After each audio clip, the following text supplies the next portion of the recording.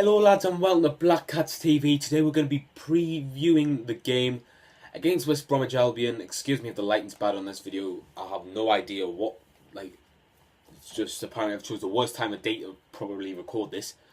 But, I've had to get this preview out. Obviously, my last video I was absolutely fuming with the result on Crystal Palace.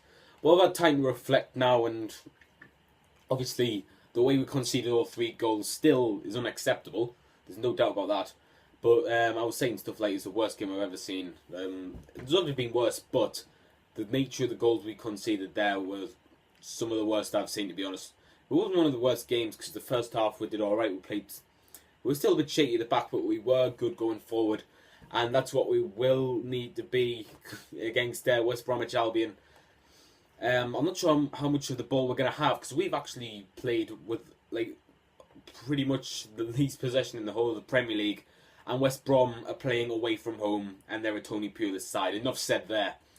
So it's going to be interesting how we're going to approach the game. I think we're going to dominate West Brom just like we have the past 2 seasons when they've come and visited us. Mainly because we need the points as soon as possible. We haven't left ourselves in a good position. We had a good start of the season and we just didn't pick up the points and, didn't get the results to show for it. Now we're just playing bad. We're just playing really poor and we're getting what we deserve. We're sitting back against teams like Tottenham. I thought we defended alright against Tottenham, personally. There was only that one mistake by Gilabodji that, cost us. And that's one question you've got to ask yourself. Will you have Gilabodji playing in this match? I don't think Sunderland are going to have that much defending to do.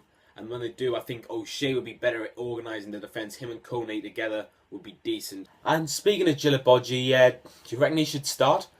Because the past 2 games we've seen him, he's not been good at all. Don't get me wrong, I don't think Kone's been much better. But if you put someone like O'Shea in a back 4, he'll bring some organisation there. And that's all we need at the moment, personally, in my opinion. Kabul had that experience of being a captain with Spurs, and maybe that's why our back 4 was so organised when Big Sam brought Kone in. So, it's certainly an interesting one to think about. Will you have Gilabodji in your starting 11? I don't think I'll have him in mine. As always, I'll leave my predicted starting 11 in the comment box with the link to my Twitter post about it. In terms of match fitness, listening to the interview, I didn't hear Moyes say Anichebe was unfit, but I saw a Twitter post that said Anichebe wasn't fit to play, which I thought he would be raring to go against his former club. I think he put an Instagram post actually saying that he couldn't wait to play them. So I don't know if he's starting or not. As for the others, Catamol's out. We don't know how long he's out for, but he's going to have an injection. Hopefully he can get better from that. We've still got the likes of Barini out. Januzaj as well is a big one. He's out for 6 weeks. I'm not being impressed with Januzaj the last couple of weeks, but the squad depth we've got now on them wings, it's alarming to say the least. Perhaps that means Kazri gets a start. You never know, eh? To be fair, he hasn't been playing that well this season, but the amount of starts he's got under Moyes is, you're not giving him the chance to play well, you know what I mean? But surely he gets a start now. I wouldn't play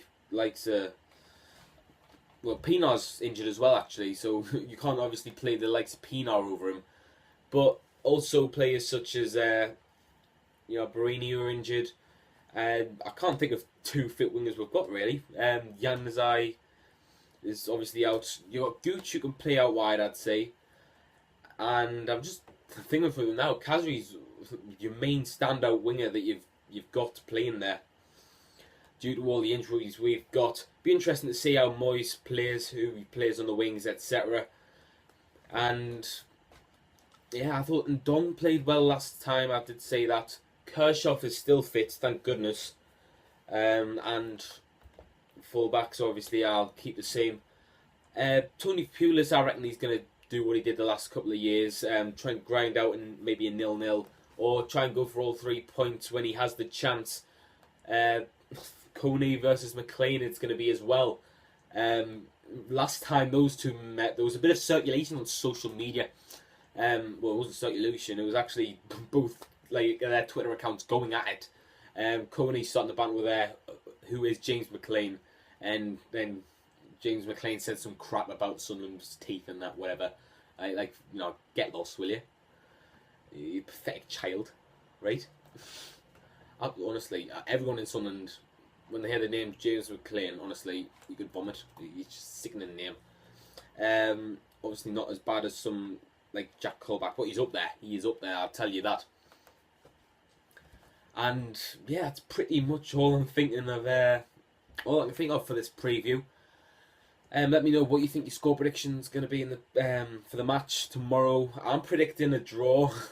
I've just got no optimism going into this game. That's one thing I've certainly haven't lost since the review last week, unfortunately. But yeah, I'll let you know my score prediction. That is it. Hopefully we get a win, because we need to get a win as soon as possible. And West Brom is a team you're looking to win against, but I just can't see it the way we've been, the way confidence is at the moment. I'm more than happy for them to prove us wrong, but that's my prediction. Let me know yours in the comments below. Let me know your starting prediction, your starting lineup in the comments below. That's all from me. Thank you all for watching, and I'll see you later, lads.